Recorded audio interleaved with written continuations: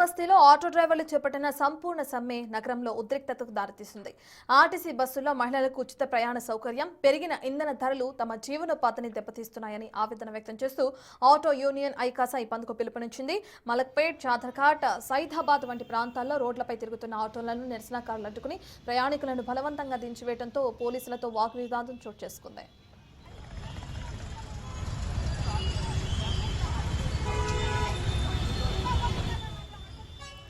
ఇక ఓలా, ఊబర్, ర్యాపిడో వంటి బైక్ ట్యాక్సీలను తక్షణమే నిషేధించాలని, కనీస మీటర్ ఛార్జీకి ₹50 పెంచాలని డ్రైవర్లు డిమాండ్ చేస్తున్నారు. ఆర్టీఏ నిబంధనలకు విరుద్ధంగా నడుస్తున్న జిల్లా ఆటోలపై కఠిన చర్యలు తీసుకోవాలని వారు డిమాండ్ చేస్తున్నారు. ప్రభుత్వం హామీ ఇచ్చిన విధంగా ఏడాదికి ₹12,000 ఆర్థిక సాయం అందించాలని, సంక్షేమ బోర్డును ఏర్పాటు చేయాలని కోరుతూ ధర్నా చౌక్ వద్ద భారీ నిరసన చేపట్టారు. పెండింగ్లో ఉన్న తమ సమస్యలను సీఎం రేవంత్ రెడ్డి వెంటనే పరిష్కరించాలని, అయితే లేని పక్షంలో ఆందోళనలు ఉధృతం చేస్తామని యూనియన్ నేతలు హెచ్చరించారు. ఈ సడన్ బంద్తో సామాన్య ప్రయాణికులు తీవ్ర ఇబ్బందులు ఎదుర్కొంటున్నారు.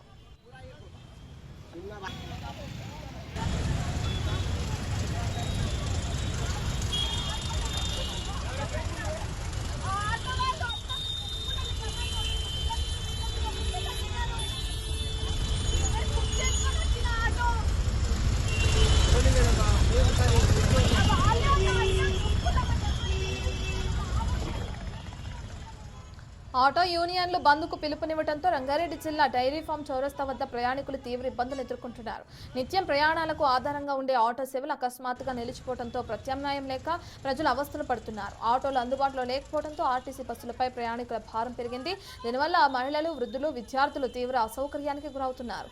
కార్యాలయాలకు వెళ్లేవారు సమయానికి చేరుకోలేక వాపోతున్నారు. సమస్యను త్వరగా పరిష్కరించి రవాణా సౌకర్యం పునరుద్ధరించాలని ప్రజలు సంబంధిత అధికారులను కోరుతున్నారు.